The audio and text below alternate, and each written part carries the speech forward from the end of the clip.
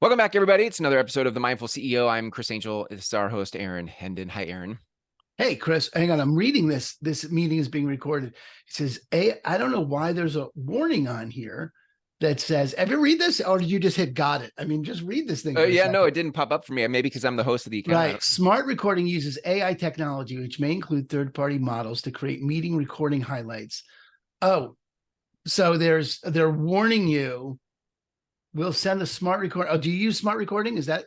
I don't think I do. I'll have to. I think that's It says new we'll in their send AI the model. smart recording to the host after the meeting ends. Like, there you go. And AI generated content may be inaccurate. Huh. Interesting. It doesn't just say you're consenting to being recorded. I had never seen that. So I think that's new. I think I saw some stuff in the last week that was covering that. That Zoom had done that. Zoom is now including a summary that it sends you. Yeah, and that you may be able to opt out, or maybe you can't opt out. I think they just said it's mandatory across all Zoom accounts, which is interesting. You know, Seth Godin years ago was like, "Look, if what you wanted was privacy on the internet, that ship sailed a long time ago. Like, you've by default opted into, no privacy." Well, that's why I always think it's crazy that people are like, the ads are tracking me. I'm like, okay, well, what do you want? You want ads for stuff you're not interested in, or you want ads for things that you actually are interested in? I mean, I want the ads tracking me. I want them to send me more relevant information. I don't need ads for like safaris or guns or stuff that I don't use. I want them to send me ads for the crap that I mean, I actually don't want. I bought all the crap. But still, the point is, they're tracking you. People like the government with the chips and the vaccine. It's like, honey, you got to sell. You're typing this on a tracking device. You're literally typing your complaint about the government tracking you on a tracking device. On a tracking device. What's wrong with you?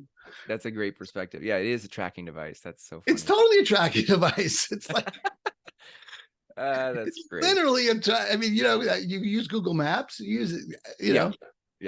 So, yes, people are funny, right? Well, I mean, I think let's see if we could bridge that. Let's test our metal, shall we? See if we can bridge. Ours, not mine. Yours, go. Build that bridge, Chris. Yeah. Well, it's interesting just when you start to bring awareness to the things that we do every day. Like if we go back a couple episodes you got to acknowledge that you are a machine. Yes.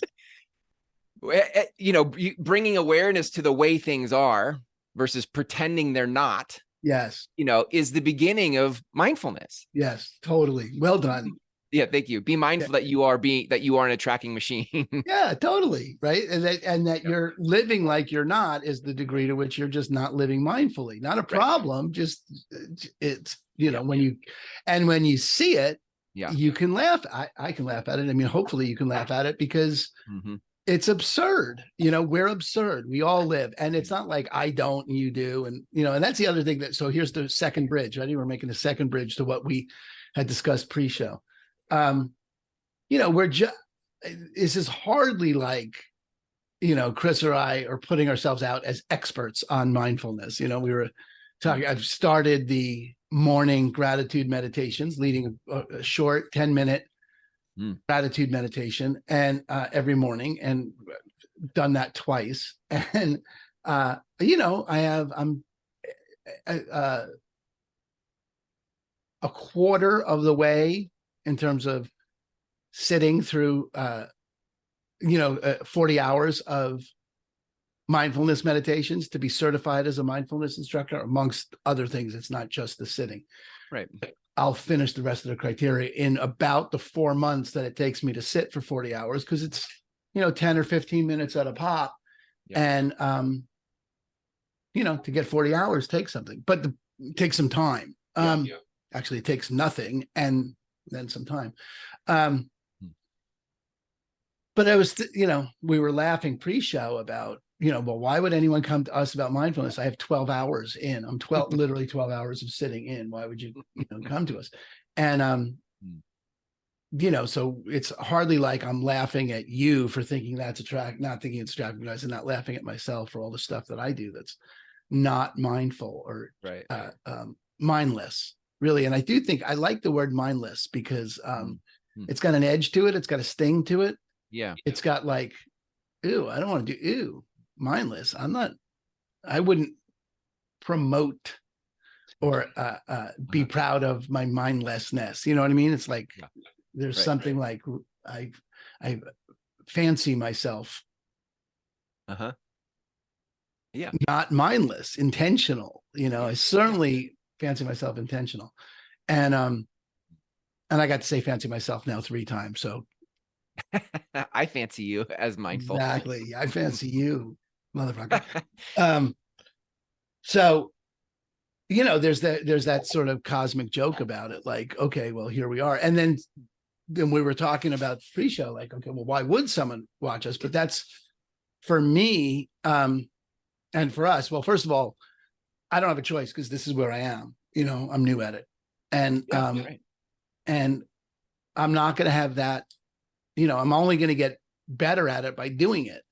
And I'm only going to get better about teaching it by teaching it. And I'm not going to I'm not going to allow my imposter syndrome or doubts or who am I-ness about it to stop the contribution that I am. And it takes something to stand for the contribution that I am.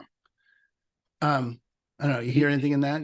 I used to, I haven't done this program in a while. It's a program on how do you design online courses for your business. And in it, one of the things that is standing out for me here in this conversation is I will say people don't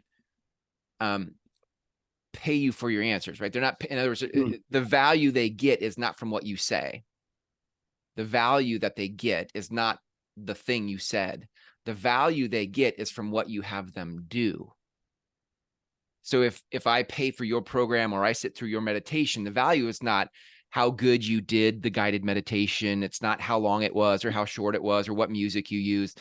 The value and not the value isn't even whether you have 12 hours or 1,200 hours as a guided meditation mindfulness instructor person. The value is that you provided space for me for 10 minutes to get present to what I'm grateful for. And that period is the value. Right. That's great. That's really interesting. You know, I mean, they always, every course creator course and every entrepreneur coaching program and every, you know, the reality is you don't have to be the Dalai Lama in this case for mindfulness. You're not talking about, it's not the Dalai Lama and then no one else. Right. It's not like you have to be that or nothing. It's you just have to be ahead of whoever you're bringing up. And I mean, in terms of, you know, just to bring this out of the personal phenomenon of you or I, and into the world of wherever your folks listening, and one of you 5 people listening are, you know, dealing with being a mindful CEO, bringing mindfulness, presence, awareness, loving kindness, generosity, patience, all the pillars of mindfulness, where you're out to bring those, you know, oh God, I had an end to that thought. I really did have an entire end to that thought before I started it. I swear to God, I did. There really was like a whole idea that can happen in the void of mindfulness that got truncated. Yeah. We're talking about course creators. Yeah, and the value that comes from what you have them do, not from what you say. Yeah. Oh, and so if you're looking at it from the perspective of what you're building versus, you know, our personal experiences of this, but if you apply this idea to whatever it is you're building, you know, you can then start to bring some mindfulness to what stops you from acting. You know, where have you decided you don't have enough to contribute, or you are not enough, or you don't have the credentials, or you don't have the where to contribute, and that just takes you out. That would, you would need a level of self-awareness to know that's happening, that the happening of the what's happening is you've decided you don't have enough whatever whatever to keep going, but you decided that. It's not true that you don't have enough. It's not rocks are hard, water's wet, and you don't have enough. Yeah. It's what you say about what you actually do have is you say that's not enough. Yeah. And therefore I have nothing to contribute. But that takes a level of mindfulness. And that's really what, one of the things we want to, I think it's, the purpose of our work together, Chris, is to empower people to bring that kind of self-awareness to, oh, I don't have to say that. And whatever that is, in this case, it's, I don't have enough, but it could be whatever decisions we're making about life, whatever commentary we're adding, Right. I think there's a, oh no, I had a thought. Let me see if I can't bring my thought back here. I got mine, buddy. You're on the hook for this one. Well, it was somewhere around the oh yeah, there you go. There, I found it. All right, good. So the idea that if you can bring some mindfulness to that, it's what you're having people do. I'm trying to connect mindfulness and then production here, like being productive as a CEO, right? Like if the value people get from you and your business is in what you have them do, not necessarily in what you say, then it starts to point to what is really valuable here. Why do people choose me?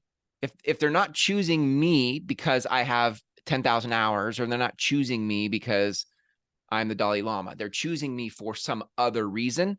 The reason I've been finding value in your daily guided meditations is not because you're 12 hours into a certification course that's 40 hours. My value is that I trust you. I love you. I appreciate being in your presence for a guided meditation.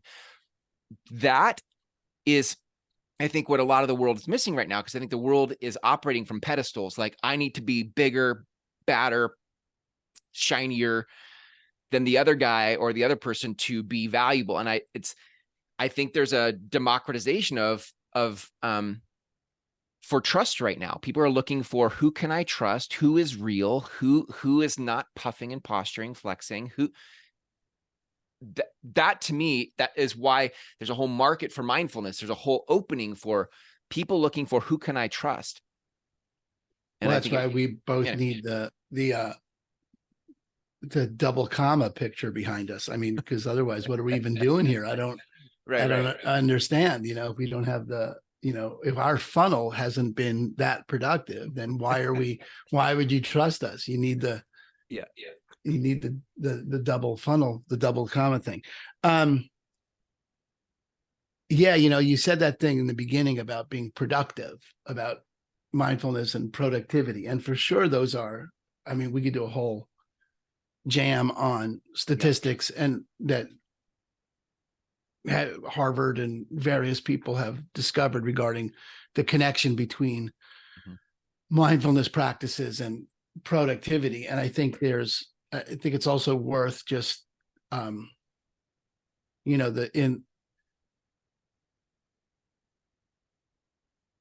because God bless productivity. Okay. Really, first of all, not saying, I love being productive. Exactly. So, and there's I think there's a peril in making too straight of a line there. Yeah. Like, oh, I'll do this to this. Sure. And that straight of a line is problematic in mindfulness. Now now you're not in the space of mindfulness because you're trying to get somewhere where you're not, and that there's no mindfulness in that. So you can't be mindful in order to be more productive in what you're doing. You have to be mindful, and in the moment of mindfulness, and bring that moment everywhere you go. That's the other side of it is, it's not just, okay, I do 10 minutes in the morning and that's where's my reward? Right. Where's my cookie? I did my 10 minutes. It's that 10 minutes is, and so this is now bridging to the other conversation we were having. So just being early on in my mindfulness practice and, doing it now for about 6 or I forget how many weeks, I could look it up, but I think it's close to 6 weeks, maybe 8 weeks. Every day, just these little snippets. So first of all, the 10-minute, we're going to fight again about our 10-minute versus 90-minute thing, but I like the 10 minutes-ness of it. Yeah. And I have found it to be shockingly effective, and effective meaning they add up, they stack. And so, I have access to that space, and there's just, I think mindfulness and is well spoken about the space between the breaths, like just that if you can be conscious of the space between the breaths is an access to being here and now. That's way more available to me than it was 2 months ago. Like, it's actually there for me as an experience, like just so that practicing, building that muscle of letting go of where I need to get and being here in the moment is a building kind of thing. So I really do. I think people, certainly for me, until having done it regularly, consistently, felt like 10 minutes was useless. It's not enough. And I just think all that stuff is that not enoughness is, it's not only a function of whatever,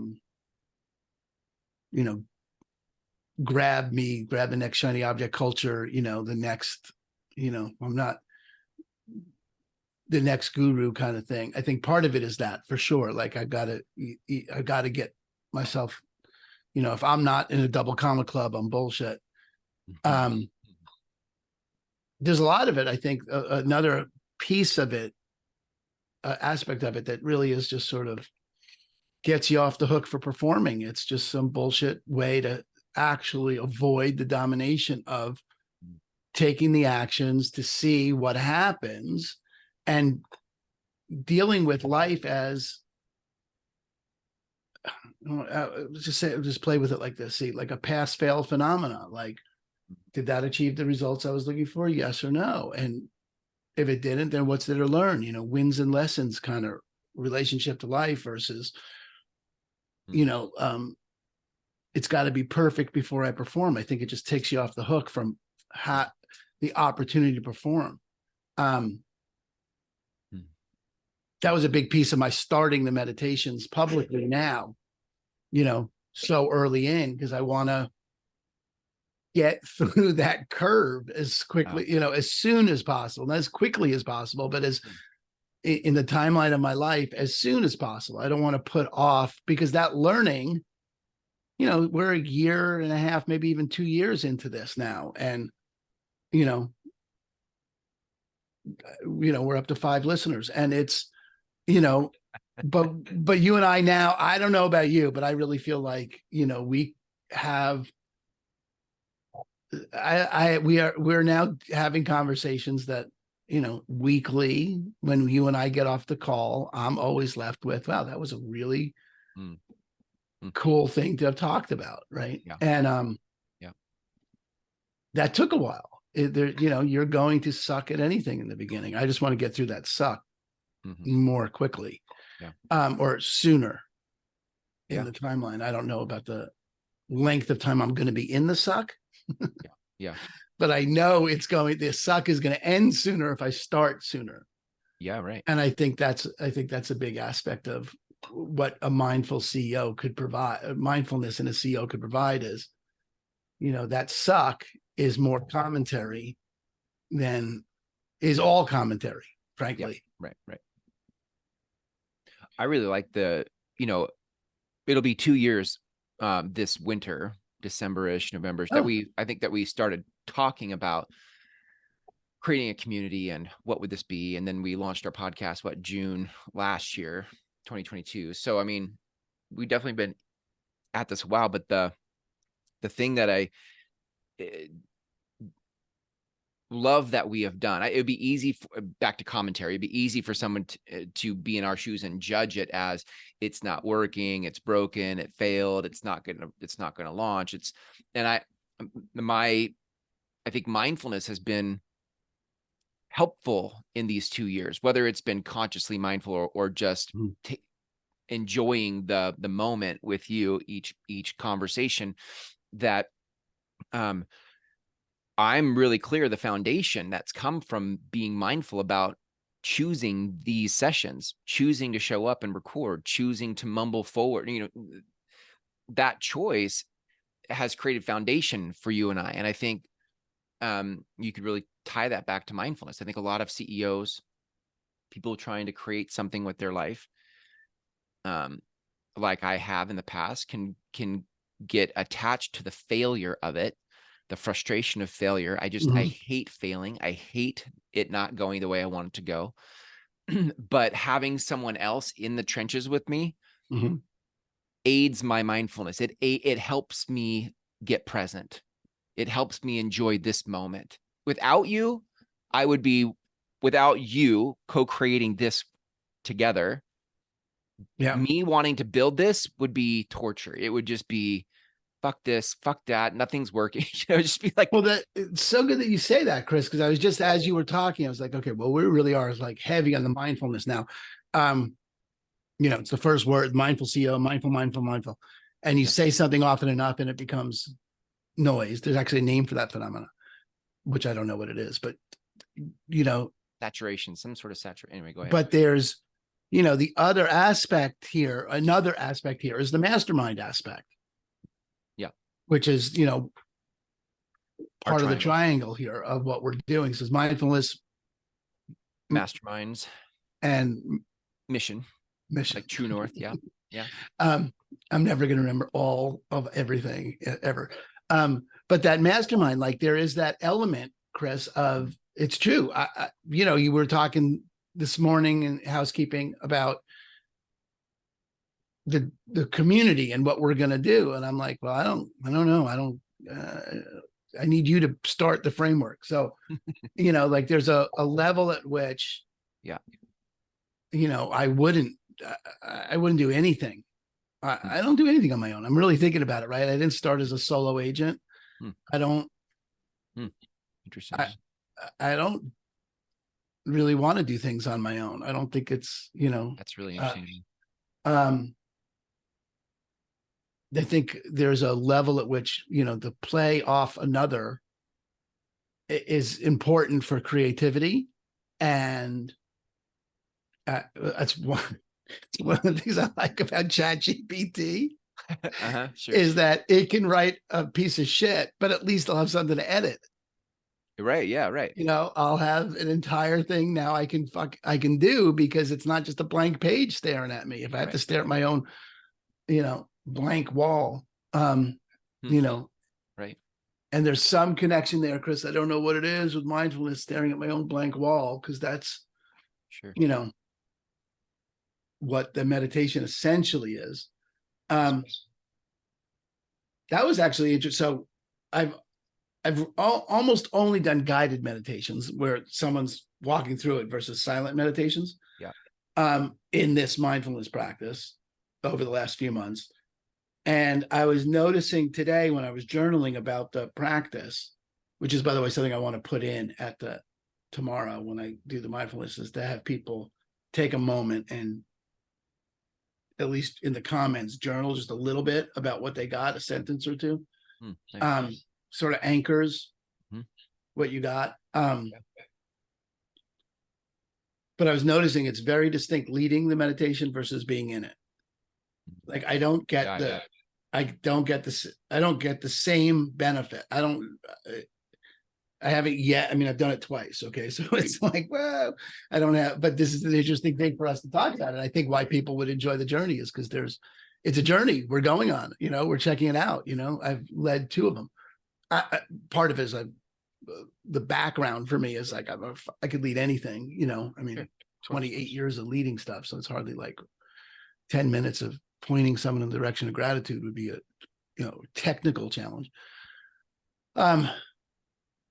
But I think that's an interesting phenomenon that, I haven't yet distinguished for myself the difference between, I now know they're different, And I don't have enough distinction in it to articulate the difference. That guided meditation is different than non-guided meditation? That my leading it is different than being in it. Yeah, right. Right. Like, how do I distinguish? Like, I am certain from my experience of leading people in any kind of transformational conversation, the benefit of leading it is universally extraordinary. Yeah, right. And I think I still have just too much attention on myself and getting it right to have it show up that way yet. Yeah. But that's part of that curve that I want to get through that I'm talking about. Like, and I noticed that that get through is a striving for, which is, the antithesis of mindfulness is any kind of striving. So, yeah.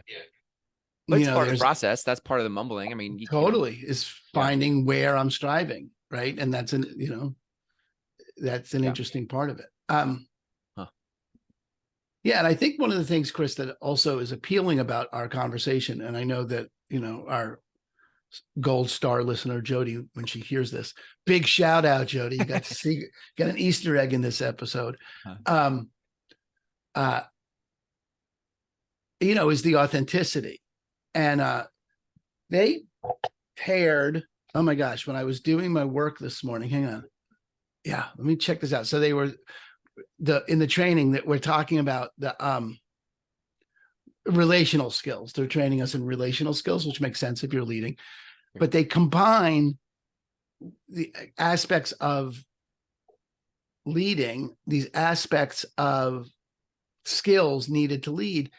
They combine authenticity and potency.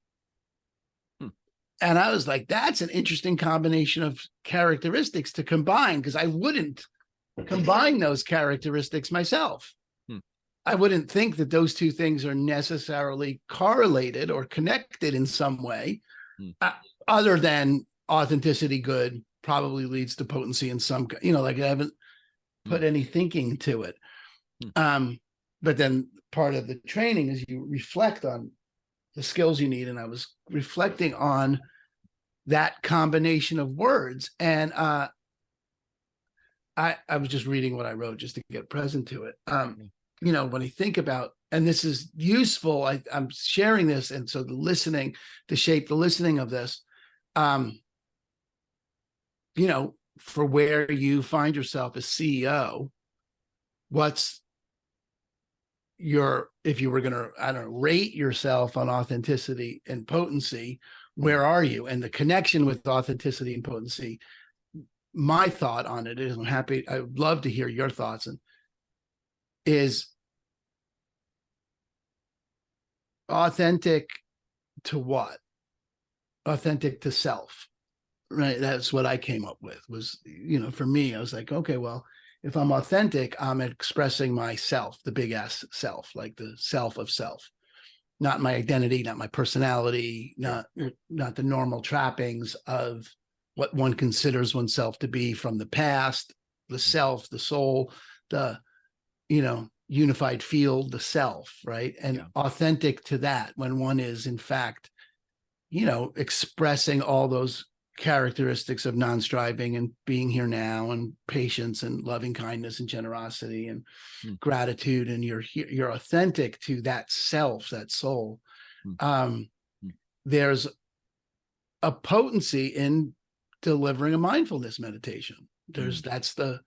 There would be no potency without authenticity in this particular context, which I thought was particularly interesting. Like I hadn't really, I never connected it. And I'm interested in, okay, well, that same authenticity of self, where one is expressing that self authentically, no attention on my identities. We talk about self-consciousness. That's the antithesis of authenticity, right?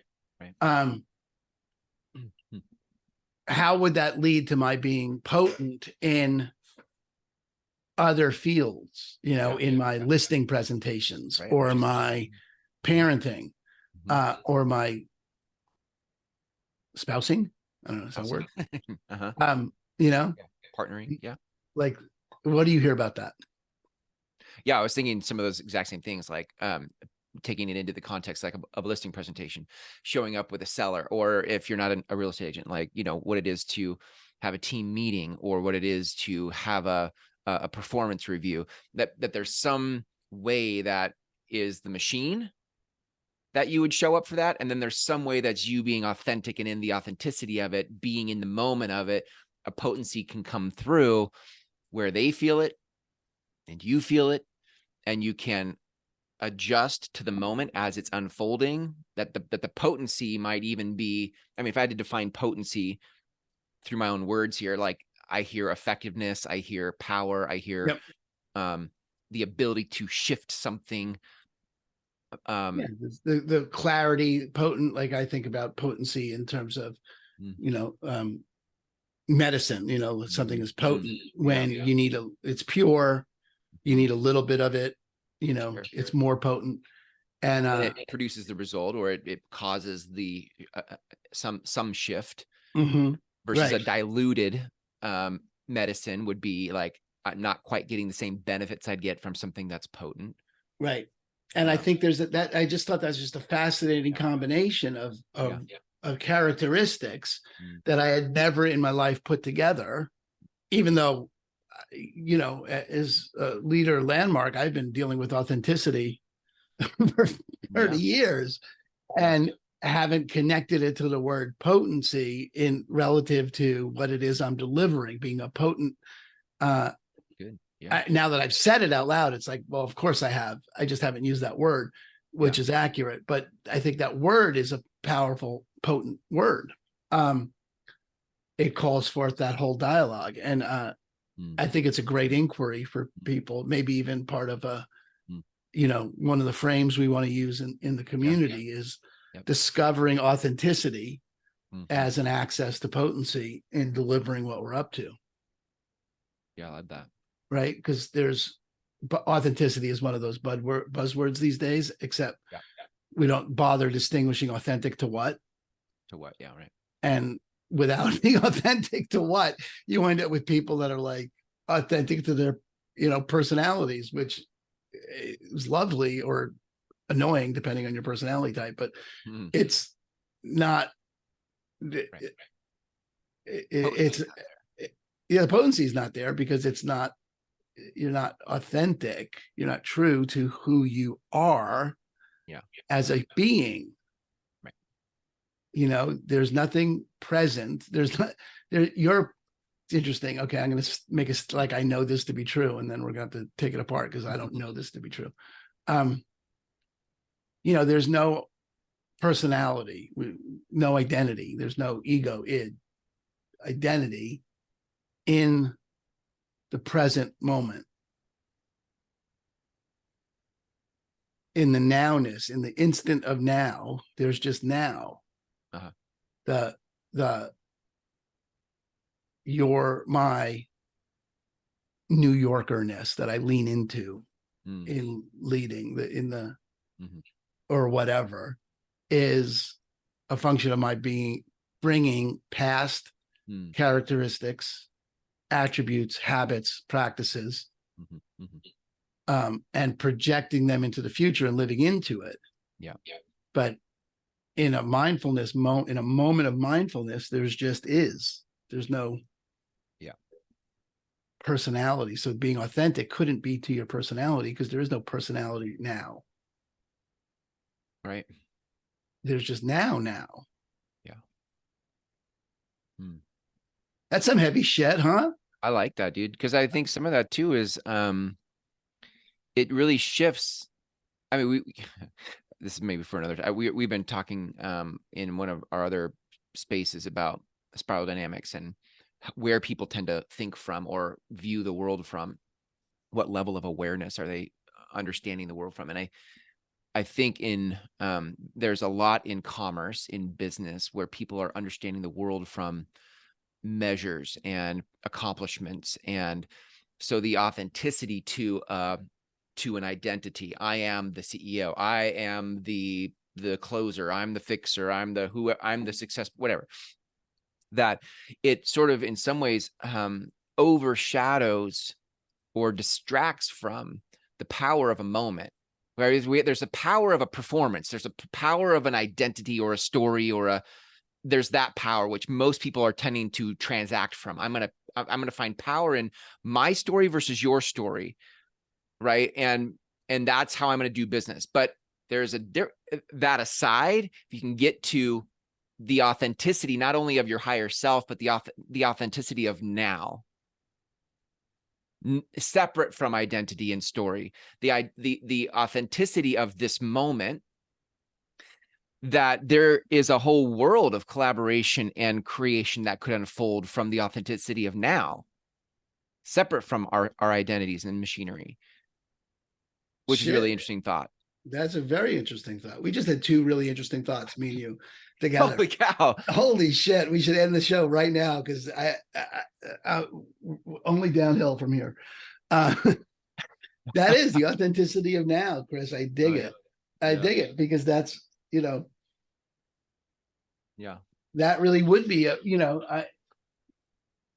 this is good. I'm going to go back to relating this to, my experience with Tantra and my wife, but that's, those pillars of mindfulness and the pillars of Tantra are, might as well be the same. I mean, really, there's no, literally a Venn diagram would be a circle.